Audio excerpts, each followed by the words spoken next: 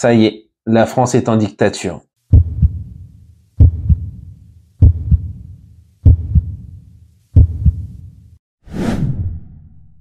Bonjour à tous et bienvenue sur la chaîne de Kinzao. Aujourd'hui, on va revenir ensemble sur l'actualité politique de ces dernières semaines.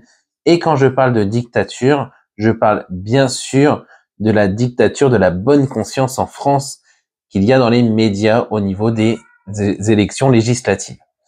Donc, on va revenir en détail un petit peu sur ce qui s'est passé cette semaine. Donc, on a la CGT, donc Sophie Binet, qui a pris position en disant qu'il fallait tout simplement voter contre le Rassemblement national, que les autres partis, c'est pas grave, on pouvait voter pour eux, mais le Rassemblement national, il fallait voter contre. Je rappelle à cette dame que dans la charte d'Amiens, en 1906, pour la CGT, il y a le droit de réserve sur ses opinions politiques. Donc la CGT ne doit en aucun cas prendre parti pour un groupe politique ou un autre, ou en discriminer un autre. Donc je conseille à cette dame de relire sa charte et de revenir parler un petit peu plus tard. Il y a aussi du côté de la CFDT, du coup, pareil, ce matin, une dame qui a parlé pour dire que toutes les personnes qui étaient à la CFDT qui votaient Rassemblement national ou qui le diraient seraient exclues et qu'ils en avaient déjà exclus. Pour petite info à cette dame, pareil, c'est totalement illégal. Chacun est libre de son opinion. On n'avait pas le droit de virer quelqu'un pour ses opinions politiques. Donc, petit rappel, si vous êtes de la CFDT ou de la CGT, si vous voyez ces gens-là qui vous virent pour ça, portez plainte ou tout simplement arrêtez de donner des cotisations pour eux, puisqu'ils ne respectent pas le choix des Français, ils ne respecteront pas votre choix et ne vous défendront pas. En gros, si le RN passe, ils ne défendront pas vos droits si vous êtes au Rassemblement national. Donc, pour en revenir aux stars aussi qui parlent de politique, il y a Adrien Rabiot qui a pris la parole, qui a dit tout simplement que le plus important était d'aller voter. De penser ce qu'il veut, chacun a ses convictions, chacun est libre de donner son avis. Nous, simplement, ce qu'on a envie de dire, c'est que voilà, de dire aux gens d'aller voter, voilà, parce que c'est important, de dire que faut pas laisser les autres choisir pour soi. Moi, mon avis, c'est que chacun est libre de voter en fonction de ses convictions. Donc là, les médias l'ont déchiré tout simplement en disant « Si c'est pour dire ça, vaut mieux se taire ». Quand c'est Marcus Thuram... Il faut dire à tout le monde d'aller voter et surtout, faut, en tant que citoyen, que ce soit vous, que ce soit moi, il faut se battre au quotidien pour que ça se reproduise pas et pour que le RN ne passe pas.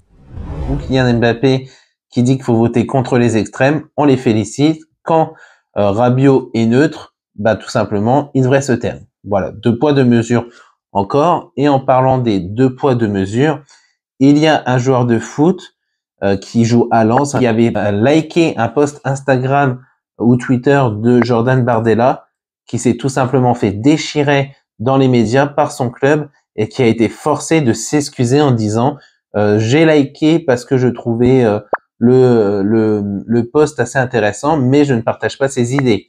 Donc, en gros, vous êtes du Front populaire, vous êtes pour Macron, tout se passe bien, il n'y a pas de souci, vous êtes pour les Rassemblements national, vous êtes une merde, très clairement, vous ne devez jamais le dire. Donc, moi, chacun vote ce qu'il veut, mais il faut pas faire 2 poids 2 mesures. Chacun est libre de parler de ses opinions politiques. Pour les youtubeurs, pareil, il y a Squeezie qui a dit qu'il fallait tout simplement voter contre le Rassemblement national, qui a été félicité dans les médias par les politiques. Gabriel Attal, du coup, qui a félicité en disant les jeunes qui parlent aux jeunes, c'est très bien, il faut les inciter à voter. Mais pas à voter contre un parti, en fait. Tout simplement, les inciter à voter aurait été très bien. Thibaut InShape, premier youtubeur français, lui, pour sa part, a dit qu'il fallait voter en son âme et conscience et que le vote était secret.